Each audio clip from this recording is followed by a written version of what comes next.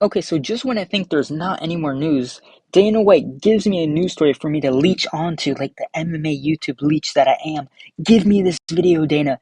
Thank you. But before I get into it, just putting a little Easter egg out there for the future. There is a special video that I just made that will be released sometime in the future. No date yet, but you'll see, you'll see it in the future. But anyways, let me just get right into this.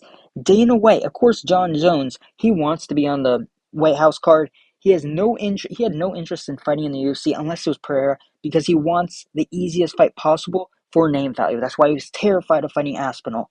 So he ducked, like he just ran from the sport because there was no one else. The UFC, they only wanted to give Jones Aspinall because that was the only fight that made sense. So, if I was Jones, I'd probably run too, to be honest. Aspinall was scary and he beat the piss out of Jones. So Jones ran, and then like a month later, Dana White announces the White House card, or Trump technically announces the White House card. And Jones, listen, I recognize a leech when I see one because I'm one too. He clings onto the story. He's basically begging at this point to be on the White House card because he knows, listen, Jones, he's beating a lot of guys. Asterisk or not, he is beating a lot of guys. He has a lot of wins and he's fought in venues across the world. The only thing he hasn't done, he's become a champion in two different weight classes. But the only thing he hasn't done, and what basically, well, I mean, no fighter currently has ever done, will be fighting in the White House lawn. Like, that is crazy. That's the only thing that Jon Jones hasn't done in his career. So he wants to cling to that as much as possible. So let's get on to the story. We got Dana White here saying, he was asked about if because obviously Jones is one of the biggest fighters that was in the UFC, not in anymore because he ducked. Aspinall. Everyone knows that. So he was asked about Jones, and this is what Dana White responded with. He said, "I need people I can count on for the fight. I know who they are, and I know who they are not."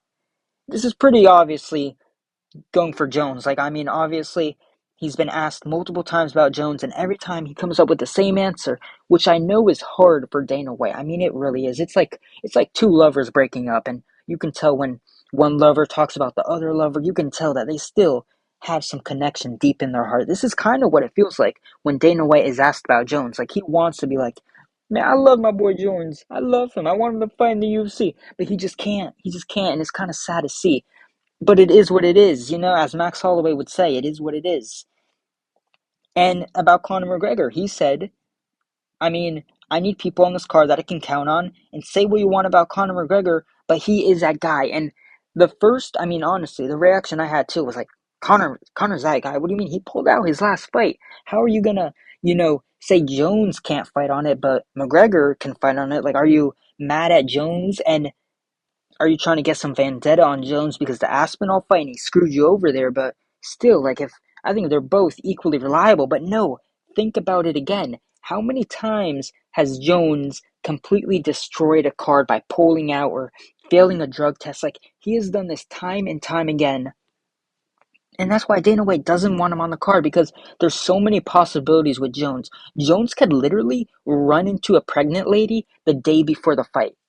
He can do that. He has done that. He has ran into pregnant ladies. He has failed drug tests. Like Conor McGregor, the only thing he has done, he's never failed a drug test. The closest thing to assault is punch an old man, but that didn't affect any fight. He didn't beat any girls. I mean, like what really has McGregor done to sell a card? And I don't mean in a good way. I mean like what has he like? When has he sold an opportunity? The only time I can think of is the Chandler fight. But Conor McGregor did literally he hurt his toe, and before that, I mean the Mendes fight, he took that on short notice when Aldo's the one who pulled out, and he was injured and he took that fight, and then he fought Aldo after like he has saved cards. Conor McGregor has saved multiple cards. RDA pulled out. Jon Jones has never saved a single card in his life. He's only destroyed cards. So Dana White, he's not going to reward Jones. And even if Conor is risky, he is the biggest superstar in combat sports history. Jones does not sell as many tickets as people think he does. You can look at the pay-per-view buys from a Jon Jones card and compare it to a Conor McGregor card. It is night and day. I mean, it's white and black, Hey, that's kind of poetic if you think about it.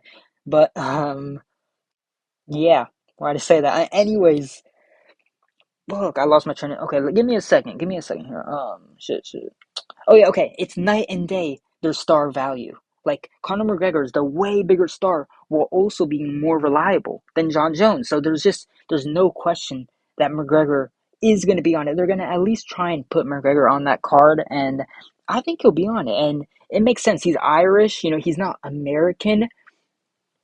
Irish has some pretty close ties to America, more than where's Jon Jones from? Like Nigeria? I don't know. I mean, probably not. He is American. He's American, but there's some ties, to another country, to another nation, another continent. You know, Conor McGregor, he looks like an American. What can I say? What can I say? But the only the only criticism I have is, please, for the love of God, do not make McGregor versus Chandler. We do not want to see that. Listen, 2 years ago, that was fun. Conor McGregor pulls out, and we're like, okay, the fight, no one cares. Even the first time it was made, people were like, really, really. Um, but then he pulled out, and people were still like, okay, maybe if they can make it right after, maybe. But dude, it's been a year. No one cares about Chandler. And this is the White House card. Please, for the love of God, do not let Chandler be the main event for a White House card. He's on like a 6-fight loss streak. He's only beaten Dan Hooker and Tony Ferguson in his entire UFC career. And say what you want about Conor McGregor, at least he's a former featherweight champion. At least he's a former lightweight champion. At least he's the biggest star in UFC history and combat sports history. So you know what? You can get off with being on what, a 3-fight lose streak? Like, who did he lose to? He lost to Poirier, and that literally might be it, because I think he beat Cerrone before. Yeah, he beat Cerrone, and then he fought Poirier twice and lost. And it's Poirier. Poirier is really good. So Chandler does not deserve this at all. Like, he should be fighting on the prelim. No, okay, I get him fighting on the main card, and I wouldn't even be mad if he's on this card fighting someone else, like an up and comer. I wouldn't be mad. Maybe a BSD versus Chandler. Chandler can win that fight. He has good wrestling and knockout power. Good. They want an American to win. Make up BSD versus Chandler. Even though BSD could definitely whoop Chandler, because Chandler kind of sucks. He got dog walked by Pimlet. He made Pimlet look like Prime Oliveira over there. Like, what the hell, man? So I just really hope it's not Chandler. And it's an obvious fact. Like, do I really have to spell this out? The fight that should be made is Conor McGregor versus Nate Diaz 3. The first check on the box is the fighter Conor McGregor fighting, is he American? Because, I mean, it's at the White House card. It really should be an American, and that makes sense why people are going to Chandler. But I'm thinking Nate Diaz. He's American. He talks trash. He's a big star. He's one of the biggest stars in the UFC. Motherfucker, he's a bigger star than Jon Jones, dude. Like, who's hyped for a Jon Jones fight, bro? What's he coming off? A win off old man Stipe, elderly abuse over here? Like, Nate Diaz, he's coming off a win over Masvidal. Even if it's in boxing, it's still Masvidal. So, even though people probably forgot that happened, because it literally feels like a dream, like Masvidal versus Diaz in a boxing fight.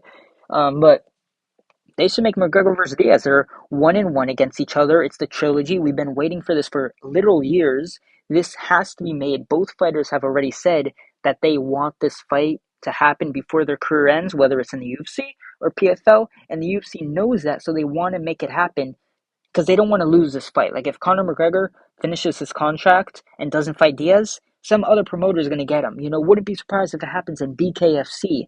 Conor owns that, and if he's released, money, dude, the money would be insane. So they're going to try to make Diaz versus McGregor. They know Diaz is going to want a lot of money because he's a big star, and they can use this to kind of bribe him or use it for negotiations. Like, dude, you're fighting in possibly the biggest card in the history of the entire fucking planet, dude. You're fighting at the White House lawn. You're going to be walking out the Oval Office to fight McGregor in a trilogy. Who can say that? Like, imagine the scene. Like, Diaz, like, I know Diaz doesn't seem like a super egotistical guy or like he cares, but listen, every fighter cares. You're saying any American fighter besides Ronda Rousey, but she sucks ass, wants to walk out the Oval Office in, like, that's a fever dream. That seems like it's not even possible. Like, that seems so freaky. But the main event, I'm not mad at it being Conor McGregor. Jon Jones, he's not reliable at all, and the only way they should even entertain it is if Jon Jones fight Aspinall. But if Aspinall, I mean, if Jones stubs his toe, there's no way he's fighting Aspinall. Like, he already had nothing to do with it. He wanted nothing to do with the fight. He showed his true colors to the UFC. He showed it to Dana. That's why Dana is so put off. Is because I mean, it's not even a word. He's so put off by Jones because Jon Jones definitely promised Dana White, like, dude, give me Stipe and I'll fight Aspinall, I promise. After he fought Stipe, he dipped because he thought, I'm not going to have to do any more business with Dana White. I'm out of here. But hey, the White House, Trump came knocking, and now all of a sudden you're like, take me back, I'm sorry. It's like quitting a job prematurely and then finding out, oh shit, there's a great opportunity I can have. Hire me back, please. I'm sorry, I didn't mean it. It's like, no, dude, you're done. You're cut off. You're cut off, and rightfully so. Like, finally, Jon Jones gets some type of karma. He has been getting like handouts in his entire career, whether it's robbery decisions, whether it's fights against Gane or Stipe. He avoided Francis Ngannou. He avoided Aspinall. Finally, this is his just desserts. This is what he deserves. And let me see if I have time. Let me see. Oh, it's only been 11 minutes. So let me talk about the rest of the card. We got for the next possible fight. You know how I feel about McGregor versus Chandler. Should not happen. McGregor versus Diaz 3 should be the fight, and Aspinall versus Jon Jones. That should it shouldn't happen because if it happens, it'd have to be the main event, and Jon Jones is not trusted enough to be in the main event, and so that fight is not going to happen or shouldn't happen. It should, but not the White House. It's just like if I was UFC, I would not be making that fight. It's too risky.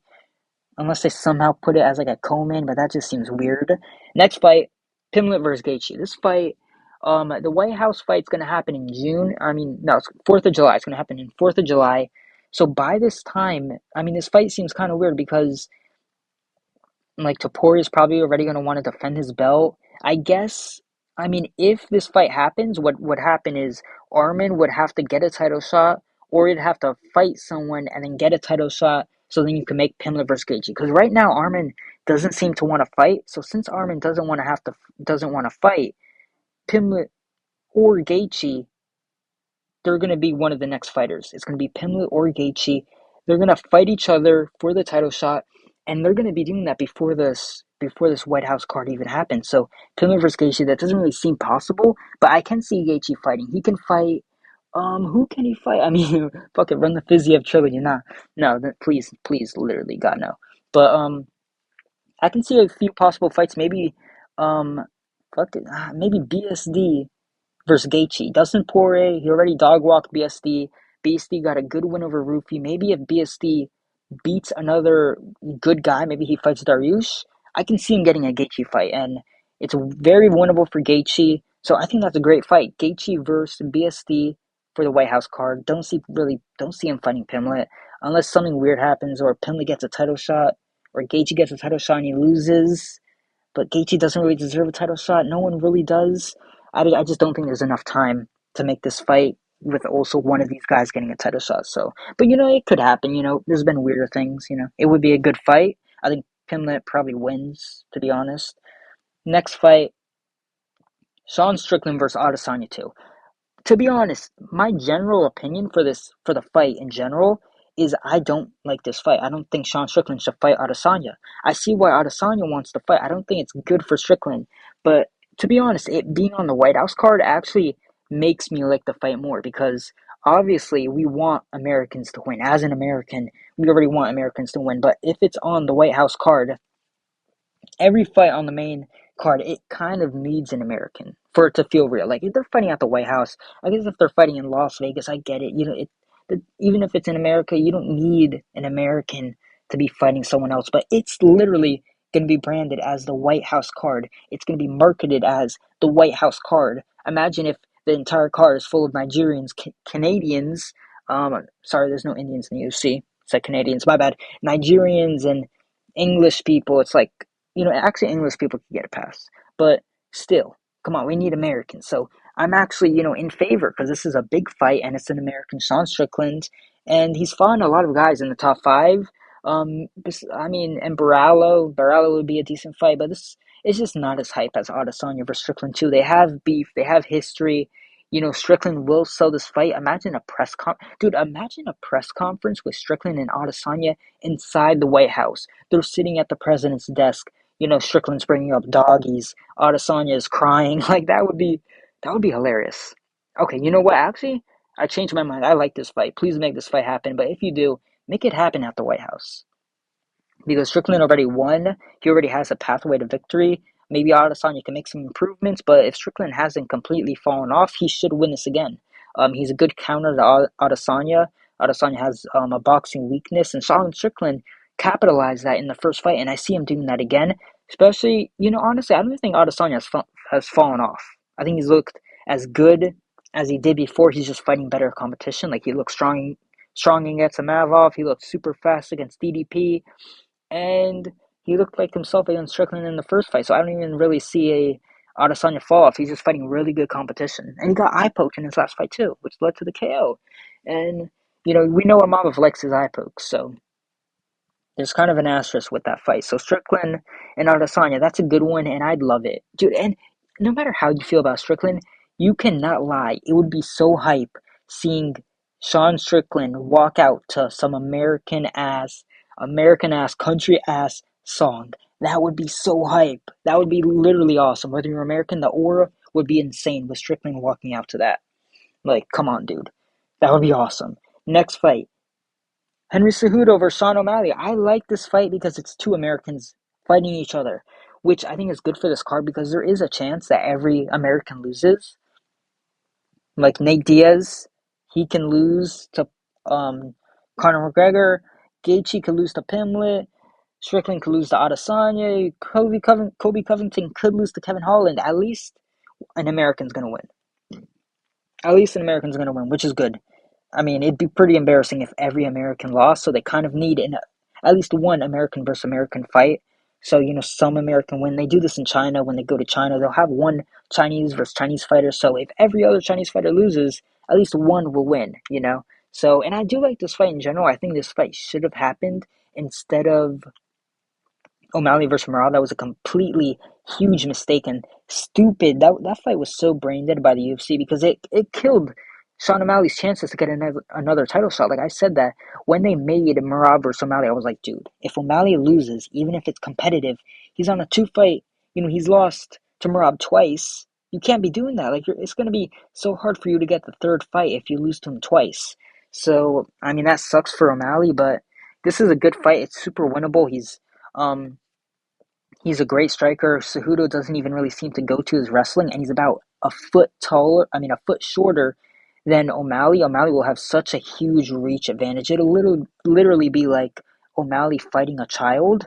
So, it's going to be hilarious. I love it, dude. I think O'Malley completely destroys Cejudo, to be honest. I think dude, I really see him.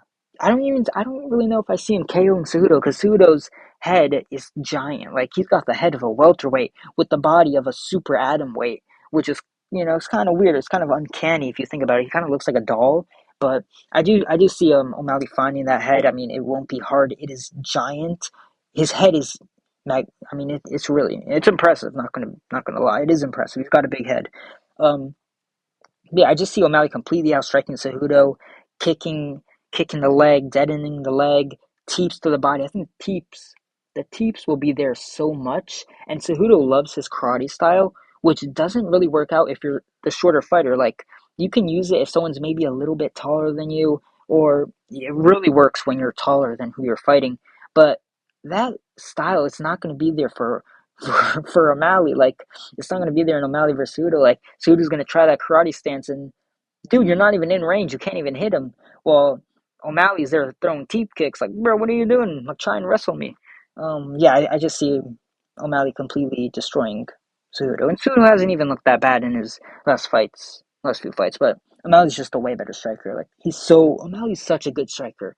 Like, like I love O'Malley, and he's a great fighter to watch. But next fight, last fight, last. These fights aren't official. These are just in the air. Kobe Covington versus Kevin Holland. Again, another American versus American fight. Wait, oh damn. I literally thought for a second Kevin Holland was an American. Fuck. I'm that wasn't racially motivated, don't worry. But Covington versus Holland. I'm so dumb. Covington versus Holland. Dude, I not gonna lie though. First, I like this is the obvious. Kobe Covington's loss versus Buckley has aged so terribly, considering the fact that Covington tried to take him down. It's not like where he didn't really shoot takedowns. He tried to take down Buckley multiple times, and he could not, for the love of God, he could not take him down. Besides, like once in the third round, and we saw how easily Usman took him down. He took him down at will. He took him down like Buckley never trained wrestling in his life, and that's an even better Buckley who's trained wrestling after he went through the Kobe Covington training camp. He fought Covington. He trained after for the Usman fight, and then he lost. So that was a better Buckley, and he hasn't come out with some injury or something. He hasn't said he was injured in that fight. He just looked so terrible. Besides, in the fifth round, he looked good, but in the first few rounds, he looked dog water, and it's like Kobe Covington. How were you not able to take him down? Not even once. That is literally so embarrassing. Like how, like I wouldn't be surprised if Kobe Covington did not train for that fight because it was on short notice. Covington has done a lot of like YouTuber streaming shit on Kick and Twitch. I wouldn't be surprised if Covington did not train for that fight. He's not a big welterweight. He probably ran a few laps and was able to make welterweight. So I mean, I hope he did not train for that fight because if he did, that's pathetic. And speaking of bad performances in your last fight, Holland, dude, you're not so better off yourself. At least Covington lost to Buckley. You lost to D-Rod, a 50-year-old former prison inmate who started boxing when they were like 30 years old. Like, what are you doing, Holland? Losing to that guy. That is so bad. So both of these guys, it's not even like one guy looked terrible and one guy's looking good. No, they both look so ass. Loser gets cut. No, loser shouldn't get cut because they're both names. But I wouldn't be surprised if Covington retires if he loses, or he tries to get maybe a trilogy. No, he's not going to get a trilogy with Usman because Usman won against Buckley. So no way the UFC does that unless Usman loses again. But so yeah, Covington versus Holland. I think Covington wins. I'm a Covington fan. I like Kobe. He's a fun guy. He brings the entertainment, and he used to bring the fight no matter what. But in his last fight, you cannot say that anymore. He did not bring the fight at all. And he prayed after that fight, like, thank God, thank you for making this cut on my face so I could find a way out. Like, he loved that because he was getting beat up badly. He was getting beat up badly, and dude, and how much time do I got left? 22. Okay. So I have to end this soon. But yeah, Holland. I do see a pathway to victory for Holland, obviously. Um, not no, dude. Holland gets ragdolled by everyone he fights. Every decent wrestler. This guy got ragdolled by Marvin Vettori. You cannot convince me Kobe Covington is a worse grappler than Marvin Vettori. Come on, dude. If Vettori, and also this is at the White House card, so I really do think Kobe Covington. He's for a while it was kind of his shtick that I'm Trump's favorite fighter. Definitely not anymore. Like, no way, no way are you Trump's favorite fighter currently. Like, Trump does not mention Kobe at all. Like, he used to, like, kind of hint towards Kobe. He would name drop Kobe sometimes. He does not at all. Like, he's embarrassed. I think he walked out when Kobe lost against Leon, rightfully so. So, Kobe, he's out for vengeance. He's not only going to fight in front of Trump, he's going to fight at the Oval Office. No way he does not take this seriously. He's going to be prepared. He knows, dude. Kobe Covington is Kobe and Strickland are the two most obvious fighters that's going to be on this card. No way you don't have a White House card and you don't have Kobe Covington and Strickland on the card. Like they know they're going to fight on this card. So I know Kobe Covington's preparing to fight for this card. He knows the date. It's 4th of July. It's not going to be like the Buckley fight where he took it on short notice. He knows he's going to fight here, and he's not going to want to look bad in front of Daddy Trump. He's going to want to look good. He's going to want to impress Trump.